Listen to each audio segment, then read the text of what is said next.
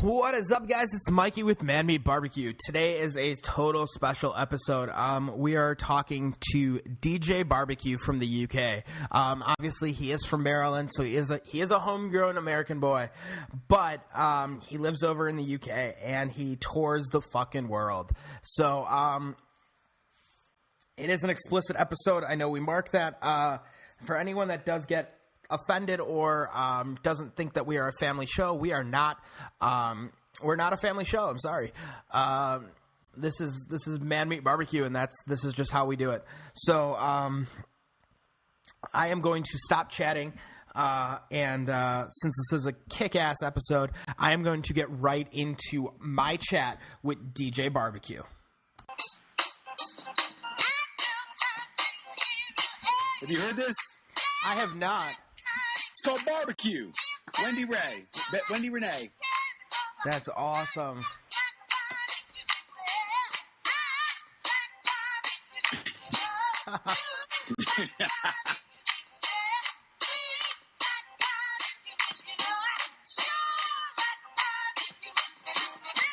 Sorry.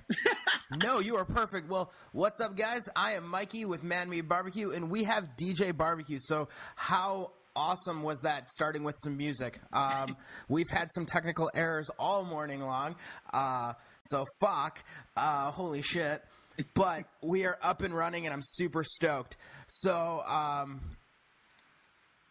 DJ BBQ, how did you come up with the name? How did you become you? I've always been into cooking barbecue, and since my dad taught me when I was like 5 years of age, and I've always DJ'd, and I was DJing a festival on the banks of Loch Ness. You know where the Loch Ness monster supposedly came from. Yeah, and it was a festival called Rock Ness, and I'm looking at this crowd. And I got a really good tent rocking. I'm about, 15 people deep outside. Girls are, getting naked and taking their bras off. And I'm thinking, this is amazing, but what the heck am I going to do when I'm 50, 60 years of age? Can I keep DJing to young, people? And I thought, you know what? It might be a bit weird. So why don't I bring in my love of barbecue and create a catertainment experience at festivals? Because I love DJing and I love cooking barbecue. So they kind of put them together, and now you have DJ BBQ. That is awesome. It involves nudity. And it involves nudity. That was just perfect. Now you are over the pond from us. You are over in the UK, and you do some awesome traveling over there. If you guys don't know who we're talking to, it is DJ BBQ. He is on the Instagram at DJ BBQ. You are on YouTube also with DJ BBQ. Right? Yeah, it's DJ BBQ. I got my own channel, but I think if you just put DJ BBQ into Google, and you'll find me on YouTube. And I'm also part of the Jamie Oliver FoodTube channel, which is like the third biggest food network in the world, fourth if you count Epic Mealtime. Okay, but who are amazing. We love those guys. They kidnapped Jamie in one of their episodes, and we kidnapped Harley Plays in one of our episodes. You kind of got to count them. They do a lot of stuff with bacon. So yeah, I love bacon.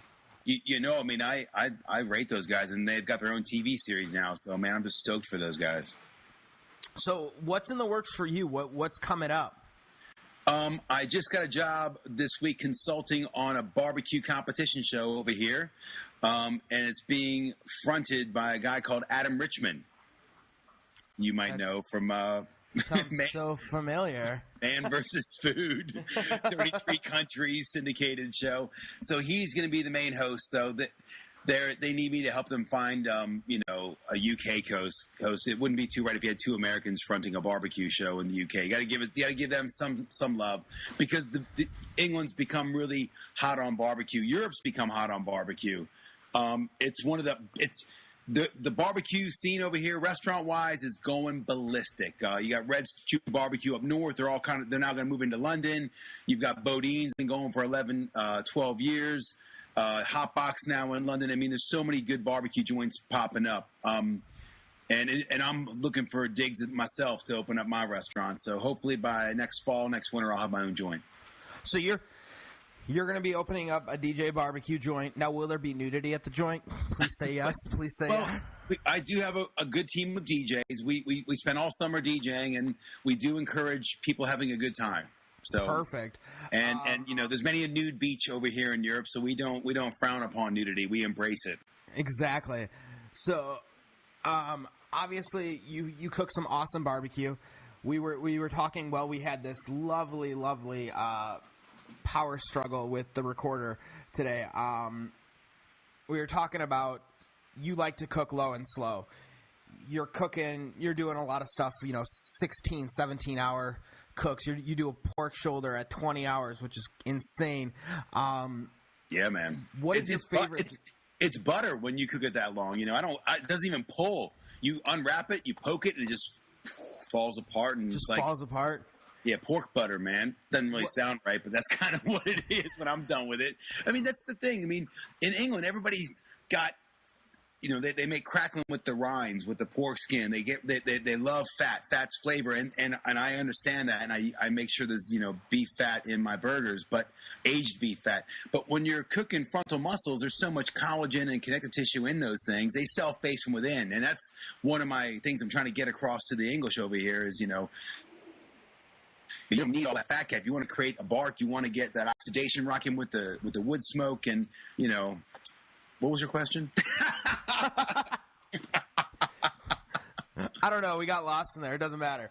Sorry, I got lost in frontal muscles. Yeah, I do like an 18, 20-hour smoke on my pork butts. They're pretty big over here as well. They're huge. What do you pull them at? Do you do temp? Are you a feel kind of guy, or do you? Yeah. Are you struggle to that temperature? Are you like, no, I gotta pull at this temperature? No. Here's my technique for pork butt. I load them in I have 3 langs. I have a 108, a 60, and a 36. And the 60 goes on tour with me, and it's got a 42-inch grill on the front. Because what I was finding the first year we're doing festivals, I kept running out of pork. So I have a grill so I can do some really good burgers, and then I can combine the two and I do piggyback. Really good beef patty with pulled pork on top. So I cook for fire, that mahogany look, and I cook on wild cherry, sweet chestnut, a bit of oak, and I have these charcoal sticks made for me. And then once they go mahogany, I pull them out, I wrap them, double wrap them in foil, hit them with some apple juice and cider vinegar, and then let them go slow and low all night. And they're ready for lunch, and they just, you give them that little squeeze, and when it's just nice and kind of, when it's ready, they're nice and soft, and your fingers go in, you're like, yep, you're good to go. So now you just said you have these charcoal briquettes made for you. Mm-hmm. Now I'm just an average barbecue kind of guy, so I buy my own charcoal briquettes, but. Yeah. Let's have you explain that, because we were talking about that earlier, how they're made, and it's a special. It's super interesting. So, can you explain a little bit of the briquettes that you are using? Well, let's talk about fuel and where it's going right now. We've been cooking on gas and electricity for about 70 years. Before that, everything was charcoal, everything was wood. And there's flavor in fuel, and that's why we love to cook barbecue. Yeah. And the purists will cook on wood, or cook on cooked wood, or cook on charcoal or lump wood or briquettes. I know a lot of people like to use gas, and that's cool. I started on gas, but there's more flavor in charcoal, lump wood, and briquettes and wood. So over here, the charcoal makers were quite wealthy men back in the day, because people needed fuel to cook on. And back in the day, if you were looking to rob somebody, you were looking to rob the charcoal makers, because they had cash. But you had to watch out for them, because they were also expert snake handlers. Because in the process of making charcoal, as you cook that wood and extinguish the wood and create that carbon, the snakes are drawn to that warmth. And charcoal makers, these guys used to manage the local woods, would become expert snake handlers. So they would actually hold snakes, because they knew people were after them for their money if they were going to get robbed. So that was their kind of gun, snakes. So there's a couple guys I work with. One's called Mark Parr. If you want to find him on Instagram, he's called Lord Logs. He's just blown up. He's part of the London Log Company. He makes these charcoal sticks. They're called magic sticks, and I have like a 4-species blend of hornbeam, silver birch, sweet chestnut, and oak. And it's the Japanese method, so every inch of that tree is used.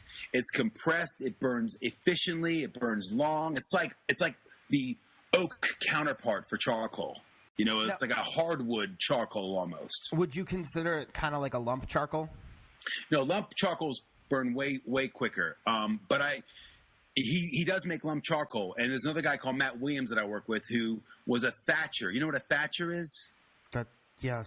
In England, they have thatched roofs, Yeah. and made of thatched twigs. Basically, twine, like not twine, but it's basically like wood that's shoved in there very, very thickly. Yes. And for all the listeners that don't know what that is. Yeah, well, this guy Matt, these are Renaissance men. They live in the woods. They look like trolls. They're beautiful people. They look like trolls. They do. Matt's got hair growing out of his ears, but they're my favorite people. And Matt's got a company called Oxford Charcoal Company, and he just brought me over like 7 boxes of charcoal, and a lot of it's mixed. But what I'm finding is to get non-mixed, single species charcoal, and the reason is all charcoal, if it's from different trees, all has a different kind of heat temperature where it kind of burns. So you're going to get hot spots like you get in a cooker, in a smoker. So if you use a single species charcoal, you're less likely to get hot spots. So I've got 3 boxes outside of my house of just some birch, some ash charcoal, some oak charcoal. He's got a bit of everything out there for me, which is some beech charcoal, not oak, beech charcoal. And so now I'm really working a lot more with single species just to kind of even out the grill, when I'm cooking, so there's no hot spots. That's very interesting. Very interesting. Yeah, I know. Well, the thing is, these guys they learn from me about how to cook, and then they're teaching me about the fuel and how it burns, and it's like a nice little symbiotic relationship we got. So, Oxford Charcoal Company have just gone crazy, and they just sold 14,000 boxes of this locally made charcoal to one of the biggest grocery stores in England, Waitrose, which is a big thing for like a small, purveyor, Renaissance man making charcoal in manageable woods. Yeah. Definitely. I mean, that's a huge account for him. I'm sure he's like, holy shit. He's stoked. He's stoked, man. That's awesome. So,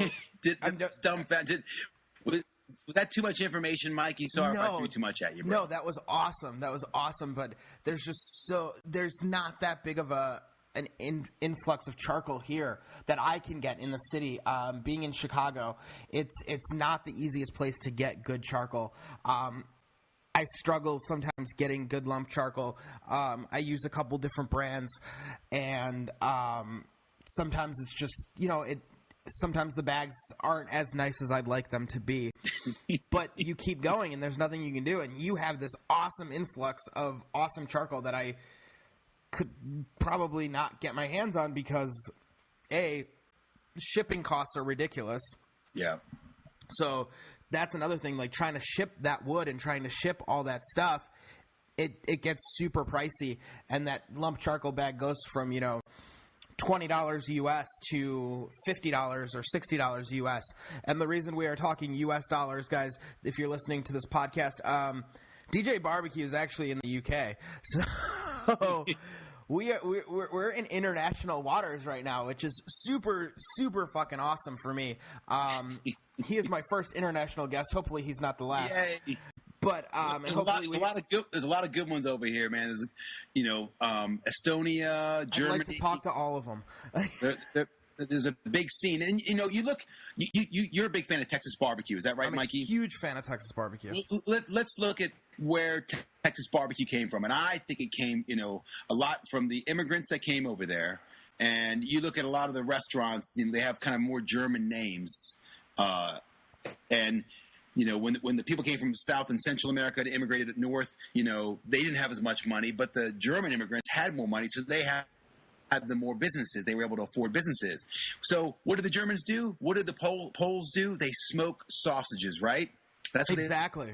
They do on open hearths. Well, brisket, you look at brisket, and that's kind of considered dog meat back then. Frontal muscle, really tough, it supports like 50, 60% of the cow's weight. You look how big a cow's head is, and that's a tough, pissed off muscle. Well, someone someday way back when in Texas threw a big hunk of brisket next to the open hearth, and they come back the next day and it just falls apart because it was slow and low cooked. All that collagen broke down, and lo and behold, we have Texas brisket. And and I think a lot of that came from the German methods of smoking their meat. I agree with you. That's something that a lot of people in barbecue don't give tribute to, is the fact that Europeans have been smoking meat for God knows how long with smoking. They've been smoking their sausages and all that, and everything gets cured and then smoked, and yep. That's been the way they did it, and that was a way of preserving food. Yeah, exactly. To last longer. Salt and smoke. Yeah, it was a way to. That's why bacon lasts forever, almost. Yeah. And I'll tell you, the best grillers to me when it comes to like fish are the Portuguese. Some of the best grillers. You go a bit further south, the Turks, man. The Turkish people are easily some of the best grillers of meat. They grill on charcoal. Like, you go to good Turkish restaurants in England, and it's all on charcoal and wood.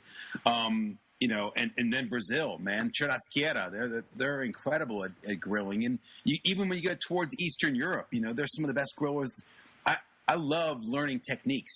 There's a video I did with these locals in Portugal. We did, frango piri piri, spicy chicken, and they had this oak cork. And they had an oil drum with the back of a refrigerator compressor coil as the grill. So they would lift the grill up, and they would burning the wood on one side, and they just took a stick, and once that wood started to turn more into charcoal, they just push it to the other side and cook the meat. So they were actually making the charcoal while cooking. While cooking. They were cooking their fuel to make it into charcoal. Getting, and then you still have that kind of nice. You got a bit of a moisture coming off the wood, so you got that smoky vibe, so you got nice flavors going into that chicken. And they did something really interesting that I was like, why do you keep slicing open those muscles? Because they kept putting slits into the chicken muscles. I'm thinking, you're going to dry it out. And this guy told me in Portuguese, I had to kind of figure it out.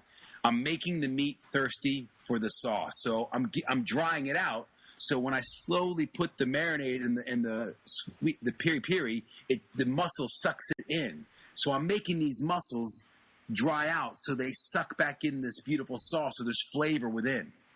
So he's almost, in a way, he's kind of injecting it without injecting it. Exactly, yeah. He's making the muscle do the kind of self-inject. In. Yeah. So he's basically doing it the old school way. Yeah. Instead of taking a needle and shoving that thing into the bird and just, let me just crank that shit in. He's got a cigarette in his mouth. He's got a pocket knife, and he was like on his 20th beer as we moved on to the second recipe. Alberto, he looks like a mobster down in the Algarve, and he even grows his own oregano on the beach, and it's got a totally different taste and sweet kind of floweriness. And we made some insane piri piri sauces, like quick ones, So I like traveling because I like to learn new techniques. I met a fish griller down in Portugal, and he had a bucket of ash, and he kept putting the ash back on the charcoal. I'm like, what are you doing? Why are you suffocating that fuel? And he's like, because I want a nice even cook. I don't want it too hot because I don't want to burn the outside of the fish, but I don't want that gooey bit near the bone of the fish. So this way I get a good medium heat, and I cook the fish throughout. And I'm like, wow, by suffocating your fuel. Yeah, that's interesting. Totally. I'm always trying to keep that ash away so I get good oxygen flow around my fuel. You know what I mean? Yeah, that goes against everything that I think fucking do with barbecue. Yep. But, that's what it's beautiful about what we do. We're always learning, Yeah, absolutely. And I mean, you're quite the world traveler, so you're learning from everywhere. Yeah, and you're seeing the world. You're seeing world barbecue, and we were talking a little bit about. You said Australia's starting to take off on American barbecue. JR Smokehouse over there, he's killing it. Silver Creek are making some good cookers. Aussie's going nuts, and it's funny because I went to New York recently. I shot a Hellman's advert where I made this crazy burger. Then I went to Mexico City to eat up some of their food. Then I went to Lapland, like northern Finland, and I ate. We cooked reindeer fillet next to a fire, and then I ate raw reindeer heart. I cooked bear, which was very intense flavors. Bear. Wait, did you just say you cooked bear? Yeah, we cooked a bear rump. Now you got to tell us a little bit more about that. You got to. Well, I was really excited to eat reindeer because I know that it's really plentiful out there, and they love reindeer, and it was tasty. I mean, it was one of the best meats I've ever tasted. The reindeer heart that was raw, a bit chewy, but still had flavor. The bear was next level. So we grilled a bear rump, and it looked just like beef, but the flavors, when you bite into a steak, you get those flavors, and you're like, oh my God, I love steak. I love steak. Yeah. And then, after a little bit, the flavor goes away. That bear flavor doesn't go away. It lingers. It's deep. It's intense. It's rich. What kind of bear was it? I don't know. I should have asked. Was it? I'll find out. If we do another interview. I'll find out what bear it was. But they have to test it and stuff. I just wonder, if it's is it brown bear? Is it a black bear? Does it make a difference? Is it a grizzly bear? Does it make a difference? I was surprised you could eat bear, to tell you the truth. I mean, you can eat anything. Yeah, you can really eat any animal almost. I used to eat mako, shark, but then I heard that's not a good thing to do anymore. I've heard that, there's some, just with the poison and stuff, you shouldn't be eating that. But now I'm coming back over there. I'm going to do a road trip. I'm going to go to Memphis. I'm going to go to Nashville this month, and I'm going to do a little road trip, I think, from Atlanta to Detroit and check out some barbecue. So I'm coming, and I want to kind of sample more of the country that I grew up in over there. You got to make a stop in Chicago. There is a restaurant in Chicago called Rub. They make some killer barbecue. There's also a restaurant in Chicago called Kaiser Tiger, and they are known for their beer and bacon. Kaiser Tiger. So they are known for their beer and bacon. And beer and bacon? Beer and bacon, and I think you would love it. I really do. I think you would love that place. They got good craft beers, tons of different types. And then they don't do just your basic bacon. They do pork cheek. They do pork cheek. They do a bunch of different types of bacon, and they pair it with the beer, and you could do a beer and bacon pairing, and it's a super cool idea. I like that. My friend's making rabbit bacon right now. It's very small. I was gonna say, is there enough fat on a rabbit to make rabbit bacon? Yeah, these guys are crazy. I've been hanging out with these guys called Hunter Gather Cook, and on Thursday, we're actually constructing a water wheel spit roast. You might have seen that video of the Barbecue Pit Boys where they had that. There's a video going around right now of some guy who built a water wheel so the river spins the animal. Okay. So we're building this water wheel that's going to spin a 2-year-old pricket, deer, venison. And I've just ordered a bunch of aged beef fat. We're going to take off the top of the beef ribs. And I've also ordered some caul fat. Which is like that kind of webby pork fat. So I'm going to wrap the whole animal and I'm going to slather it in aged beef fat. Then I'm going to have it all bashed down, and I'm going to wrap it. And then we're going to sit around all day Thursday and cook this venison next to a river near where we live. And I've been learning a lot from these guys because they teach me and my 3 sons how to hunt, gather, cook, and forage, and use what's out there. And just instead of having to buy everything, hunt and forage for the flavors.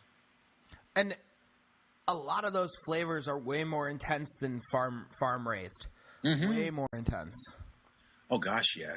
And venison deer is, it's an efficient, protein, and there's lots of them, and we need to eat more of it. And so yeah, that's why I'm all down for eating more deer, and it tastes amazing.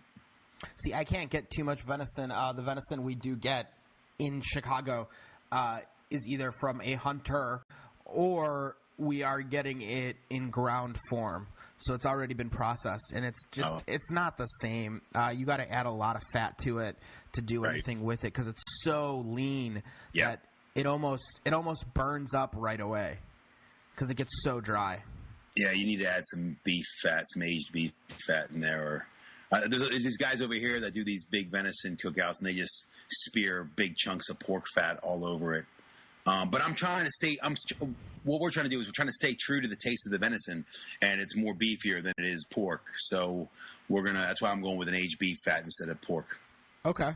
Because the caul fat, that webby stuff from the pig, that won't do much of the flavoring. That's just there to kind of help me hold on to all this fat as we, cook it on a water wheel spit roast. As you use it on a water wheel spit roast, that's awesome. Now that's Thursday. That's a Thursday for him. That's just a regular Thursday. Now, my quick question is: you said you're more beef over there than you are pork, right? No. I cook pork for a living. I cook pork butt, but I've had to teach the butchers how to do a pork butt because every cut everywhere you go has got a different name. Here they're called neck ends, and I just want that blade bone in there. I want bone in because the sweetest meat's next to the bone. But again, it's an education for the butchers over here to understand the American cuts that we know and love when we cook frontal, barbecue. slow, and low. Yeah. That's interesting. Obviously, butchers. I follow a bunch of butchers, and DJ BBQ follows a bunch of butchers, and we've been talking about them. Now, what's the biggest difference? I mean, obviously, you can still get pork ribs. You can get baby backs and spares there, right? Are those are those big things in the UK? Yeah. No, yeah. Your baby backs, your beef short ribs, they're really good. I actually have short ribs on the front cover of my barbecue book. And what is the barbecue book? For some odd reason, I've never seen that. I came out with, I haven't gotten an American release yet, but I will be getting an e-book version on July 2nd. But my book went right to number 1 over here. I was pretty stoked. I knocked Jamie Oliver off the top spot on the Amazon charts. And it did okay. I think we sold about 17,000 copies. Now, if I try getting it, how could I get it? Can I try getting it off Amazon? Will they ship it to me or no? Yeah, Amazon will ship it. I don't have any here at my house. I'd send you one, but I kind of give them away when I get them. But I have just ordered 200, so I can try to send you one, bro. But yeah, it's 50 recipes, 5 chapters, quick grill, slow and low, side starters and salads, rubs, salsas, marinades, just like £7.99, which is what, like a tenner, for just 50 really good recipes. And yeah, stuff to get you excited about grilling. Nothing too complicated. Easy to access ingredients. I just want to get people to cook barbecue. I really want to get people to not be afraid of lighting charcoal up, lighting up some wood, and cooking over live fire, and having fun with it. Not being pedantic, not being petty, because barbecue's about being outdoors and drinking a cold beer and having a good time, having your mates all around the barbecue, shooting the shit and having a good time. That is super true. I agree with you. Now, here's my question. How do you go about lighting your charcoal? What's your method? I like that Weber chimney flume thing. Okay. That's kind of how I do it. Yeah, it's just a great piece of kit. But sometimes I have my friend Mark Parr, the Lord Logs guy that makes the crazy charcoal. He does all this kind of sustainable stuff that is, he's very earth friendly, even though he's, burning wood and making it into carbon. Hey, by the way, I get comments on my videos on YouTube about people saying you got really dirty fingernails and stuff, and they give me crap. And I'm thinking, that's charcoal. That's carbon. That's clean. Quit being so pedantic and petty, man. That you can wash your hands in charcoal. This stuff's clean, Leave me alone. There's people eating charcoal now. Activated charcoal. It's like the hot trend over here. Eating charcoal. Wait. What? Yep. Bring it back a minute. I'm telling you, man, activated charcoal, it's a hot trend over here. And apparently it helps to keep away hangovers. Whoops, awesome. Sorry. No, you're all good. For all the drunks that listen to this show, eating activated charcoal will keep that hangover away. So they say. I haven't done it myself. So they say. You haven't done it yet, but you say, it's a strong gesture. But the thing is, London is one of the best cities in the world for food because you've got every culture here, and So I get to experience and see a lot of food. Like there's a restaurant called Kitty Fisher's that's doing a 12 to 15-year-old dairy cow from Galician region of Spain. And these dairy cows, this guy's importing over here, and it's the best steak I've ever had. I took Ken Block there, the guy who started DC Shoes. I know Madonna and David Bowie told me to quit name dropping, as you did as well, Mike. You told me to quit name dropping, but I did not say that at all. I took Ken Block there, and from the Jim Connor videos, and he said that is easily the best steak I've ever had. I go, it is, and it's funny because these dairy cows, they're not super tender, but the little bit of chewing you do, it opens up different levels of flavor. I did one yesterday for my family, and they were like, holy crap, that's good. That's awesome. Yep. Galician dairy cows. That's the way, man. Let those cows live a good life, then eat them. Then eat them and enjoy them. Yeah, it's funny how the way a cow is raised really does go into that flavor. It changes it. All animals. I mean, you look at your turkeys over there. They don't raise them. You want a 6-month aged turkey, not a 12 week. There's a guy called Paul Kelly, and he's doing a New York style butchery and raising of these Kelly Bronze aged turkeys. It's an American, turkey. It's an American butchery technique, and he's taken it to England. And he's just bought a farm in America in Manassas, and he's selling them. So he was on Bloomberg recently, and they go, "You're trying to compete in a market where it's $1 a pound for a turkey, and yours are $11 to $12. How are you going to compete?" And he's like, "I'm not. I'm not here to compete. I'm growing a turkey, and it's got so much fat in it. You can cook it like you would a big chicken. We barbecued one, a huge ass turkey, in 1 hour and 45 minutes." On a gas barbecue outside of his house. I deep fried a 6-kilo one of his birds in 1 hour. And the reason why is the last thing that develops on a lot of these animals is the fat, especially with turkeys. It's the last thing that really develops. So people just want to, get them grown, butchered, sell them, turn them over, bam. And you got the meat on there, but that meat needs a catalyst to start cooking, and that's the fat, and that's the flavor. Yeah. Because the flavor kind of melts into it and cooks it nice and evenly. Doesn't dry that fucker out. Exactly. This is like one of the craziest in-depth chats I think I've ever had. This is awesome. Is this too much, Mikey? Sorry. No, I'm loving this. I'm loving every minute of it. I'm sure the listeners will love every minute of it too. Maybe we should give them tell them if they do watch my videos. Sometimes I do dress up in spandex catsuit onesie, so be careful. I mean, this is just you, and that's what we love.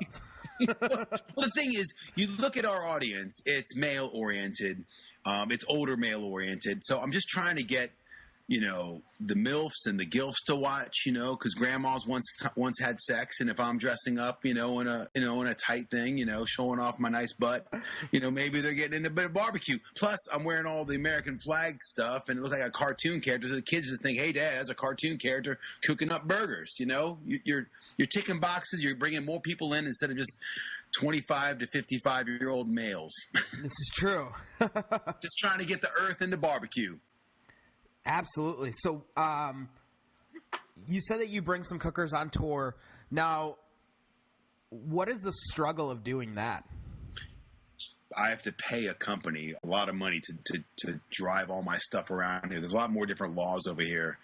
And also, I bought 3 Langs, and usually when you buy a Lang, it comes on like a big proper boat trailer, all reinforced steel. But you got to convert those machines over here. It's all different. So I got everything without the wheels, and it's expensive. Just going anywhere with my cooker is a task. But, we bring a party. We bring a sound system. We bring DJs. We're a destination at festivals. And so, we're busy, and which is good because we sell out of our food every day, which is always a testament to the barbecue. Which is the best way to do it, yeah. Yeah. How much food do you guys cook? I start cooking the day before we sell at lunch, so I'll start cooking about 4:00 the pork butts. And I can get some, depending on the size, I can get about 27-30 into the lang. And these are huge. These are dinosaur type pork butts. They're not the ones you're seeing in your cryo pack, in plastic, and you buy at your Costco and your Sam's House. These are huge because the pigs in England get to roam free. It's the law. So they're not in one of these pens where they can't even turn around, So they're eating good. They're eating, a bit more, grass and grains and cereals, and they walk the earth, and they cost more money. But some guys bring in the cheap shit from Europe, and I won't do that. I want it's all about traceability, taste. I want that animal to have a decent life before we eat it up. Before you have a decent lunch. Before I have a decent lunch.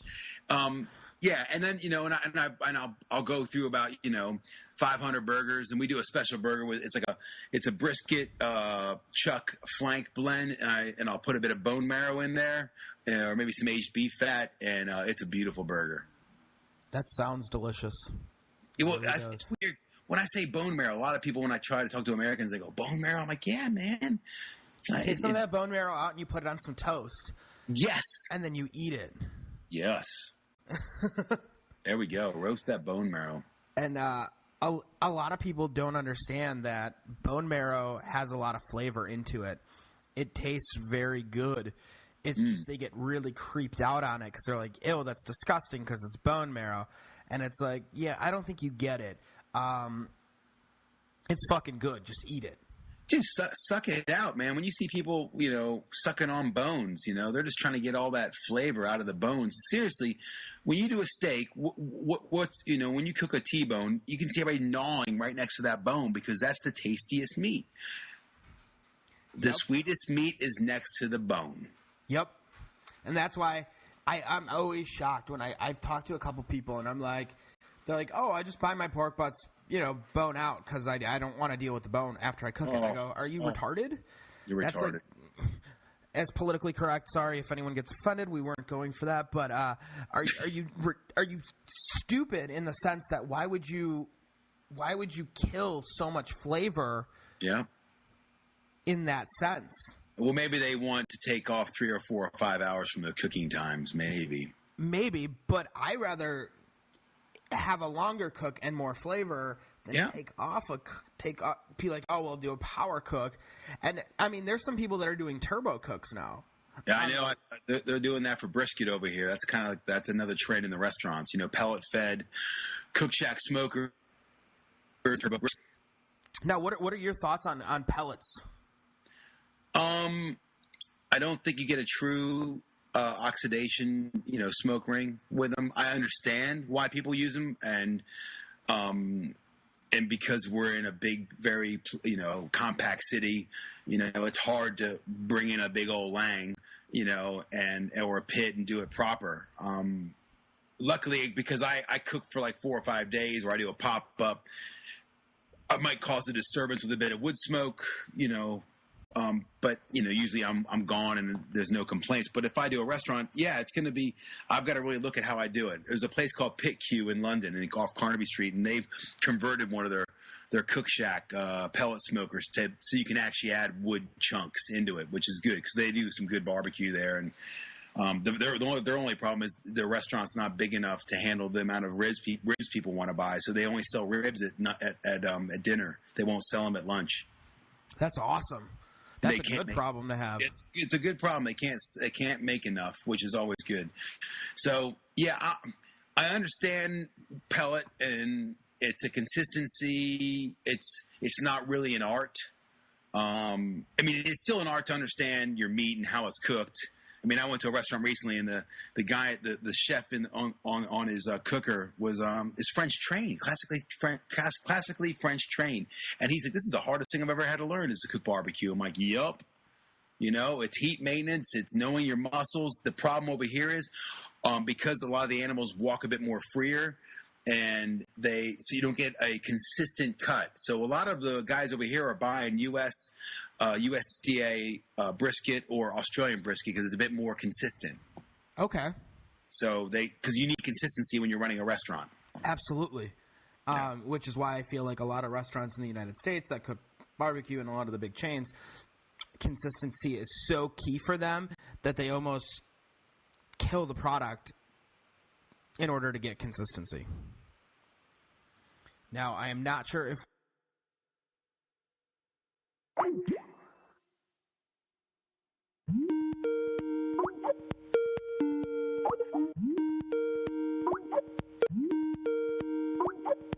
There we go. Did we get him? We have him back? Yeah, we got him back. There we go. And we are still recording. Awesome. Sorry. I don't know if we can have more technical errors here. You were saying about the consistency, the restaurant in America. What was that statement? I want to hear what you had to say. I feel like they struggle, or they put so much effort into the consistency that it's more consistency of the product that they're worried about than actual flavor. Right. They're almost willing to sacrifice some flavor to get that consistency. Well, they're also, the thing about England is you get a lot of more grass-fed, beef, and not corn-fed. And I think there's different nuances. There's different kind of dynamics that happen with grass-fed. I do love corn-fed. Man, I love a good, Nebraskan corn-fed ribeye. Gosh, it's one of the best things I've ever eaten. But it is playing with the way the animal's raised, what the animal's eaten, what the animal is finished off with. I mean, my friends are selling at Turner and George. They're selling like a 6-year Dexter cow finished off with ale. And it's expensive, but I like to experiment and see what they're doing with and how that beef tastes different than a USDA, or a steak from like an Angus up in Scotland, or look at the White Park cattle over here. It's one of the most ancient breeds of cows. I'm going to give you a quick story. It was King James or King Henry II was having a loin off the White Park cow, was so blown away by the flavor of this roast loin, he knighted it Sirloin. And that's how you have the name Sirloin. That's interesting. And Winston Churchill, during the war, sent a male and female White Park, the most ancient cows in England, sent them to America in case England got decimated during the Blitz, so they would survive. That cow means that much to this country. They wanted to make sure that no matter what, that bloodline kept going. Yup. Well, it gave you the word sirloin. You are now sirloin. That is awesome. And it's funny. People don't even think about that. They're just like, I need a sirloin. Here we go. There you go. I love it. It's funny. I think sirloins are making a comeback. You think so? Yeah. I was always a big fan of sirloin. Then I kind of went off them and went more ribeye and rump. There's also a really good fillet on the rump. The Dutch call it the kogel. It's kind of a secret cut. So you're paying half the price of fillet, but you're kind of cutting into a fillet. There's a fillet muscle on the rump. Okay. Check it out. Ask your butcher if he knows what you're talking about. I'm going to have to. I'm sure he's going to stare at me for 15 minutes while he tries to figure it out. It's a bullet-shaped muscle on that rump. And, yeah, the Dutch call it a kogel. Kogel. You have to spit the G.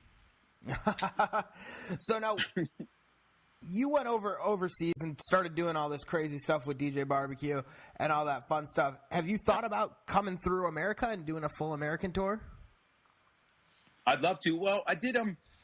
The cool thing about tourism is a lot of these states want to push food tourism. So I did a California tour recently, and we just shot a bunch of recipes. A lot of kind of tomatillo salsas and carne asada tacos and the tri-tip that they do in the Santa Maria area.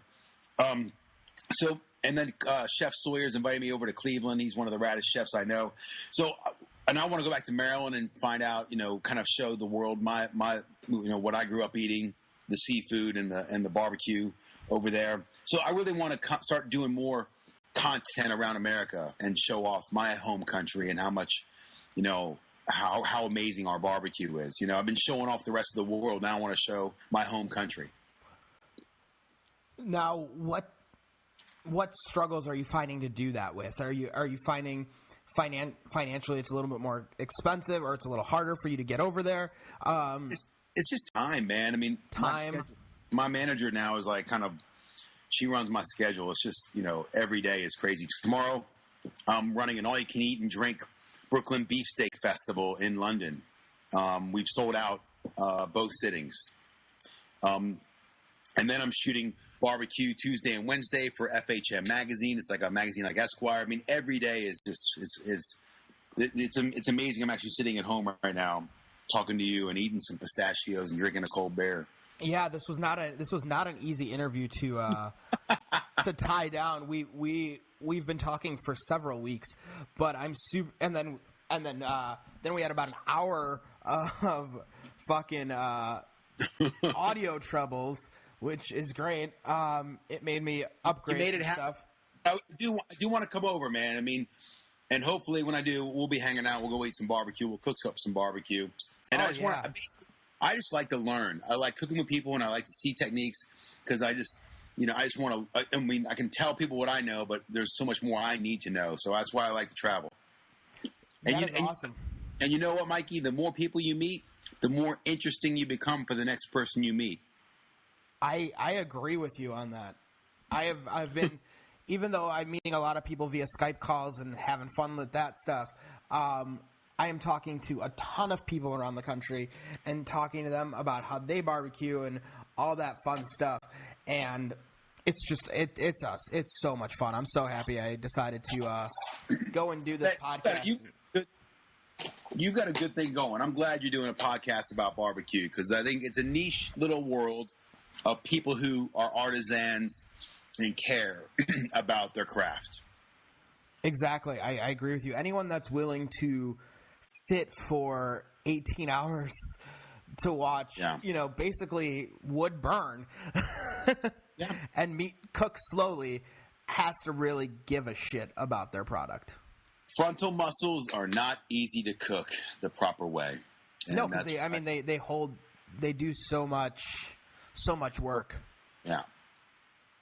And then learning how to cook, like a baby backs, because again, small ribs, you can screw them up, pretty easily. So you got to be careful with your ribs and anybody can ruin a steak. I remember when I started cooking steak my dad would say, cook those steaks.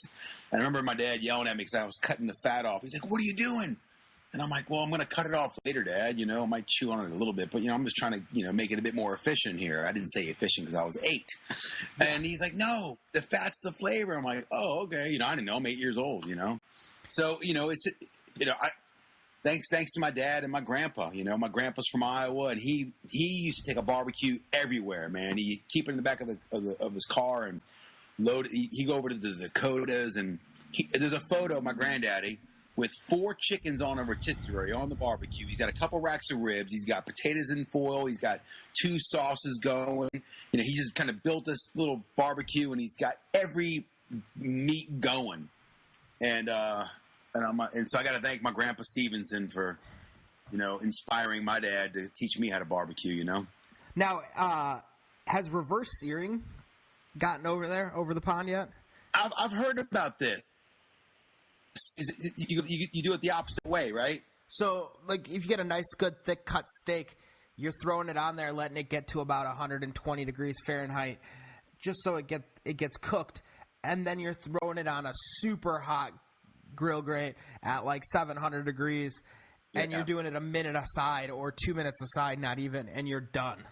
And it tastes awesome. So, because when we did the tri-tip cut out in California, I had people tell me to do that way, the reverse searing, or the way the one you're talking about, or just the one where you sear it first and then you pull it away and you slow cook it, on a medium heat. I like to slow cook it and then sear it. I feel like it locks the juices in. I don't know. Maybe I'm just crazy. By slow cooking it, it's going to lock the juices in, but not by searing it. No, I feel like slow cooking it evenly distributes the heat throughout the meat, so it evenly cooks it. You're not getting, one really, really hot piece on the bottom, and then you flipping it and letting it kind of, freak out. So you're throwing it on. You're letting it kind of get up to temperature very slowly. And right before you're at temperature, you sear it. So I feel like that sear and that crust locks in that flavor. Okay. I'll give it a go because I've heard people talking about it, and I've just it's just the tradition to sear it, a minute aside, and then play with your temperatures and get it to where you want it to eat it. Using when I set it aside, and then I've got my butter and a herb wand, and I'm just smacking that creamy butter on there. Yep. Now, reverse searing, I don't know. I think it gives you a better flavor in the steak. I really do. All right. No, I've heard about it, so I'm gonna try it, and I'll throw props to you, Mikey. Awesome. Well, I want to thank you so much for coming on the podcast, chatting with us. We are going to make this normally our podcasts come out on Thursdays. We are going to make this a special release on a Monday to start the week out with. So, obviously, I'll let you know the date and everything, and hopefully we can get some cross-promotion and fun there. But let all the listeners know where they can find DJ BBQ. Okay. I'm on YouTube as DJ BBQ. Just look me out on Google. I'm on FoodTube channel for Jamie Oliver's FoodTube channel. DJ BBQ on Instagram. DJ_BBQ on Twitter. And then, again, just DJ BBQ on Facebook. I like to cook slow and low. And I like to entertain. I like music. And I like good barbecue. That is perfect. Thank you so much for being on. We had a damn good time, and hopefully we get you on again. Yeah, man. We just need to keep telling people there's flavor and fuel. Get rid of those gas barbecues and cook on charcoal and lump wood and get some flavor in your meat. That is perfect. We're ending with that. I really hope you guys enjoyed that as much as I fucking did, because that was a killer chat. We had so much fun with DJ BBQ. He is a killer guy. If you have a chance, if you haven't heard of him, if you haven't looked at his fucking food channel, please go check him out. He's serving up some kick-ass food over there in the UK. And I really hope his restaurant does well. I hope he opens it soon.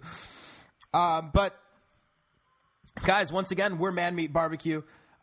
Feel free if you want to be on the show, if you want us to review anything, if you want us to chat with anybody or anything, please feel free to email us at manmeatsbarbecue@gmail.com. That's MANMEATSBBQ@gmail.com. As always, the website is Man Meat Barbecue. You can check out all of our stuff. You can download every single episode. We are on iTunes and we are on Stitcher. So every episode you should never miss a thing in the Man Meat Barbecue world.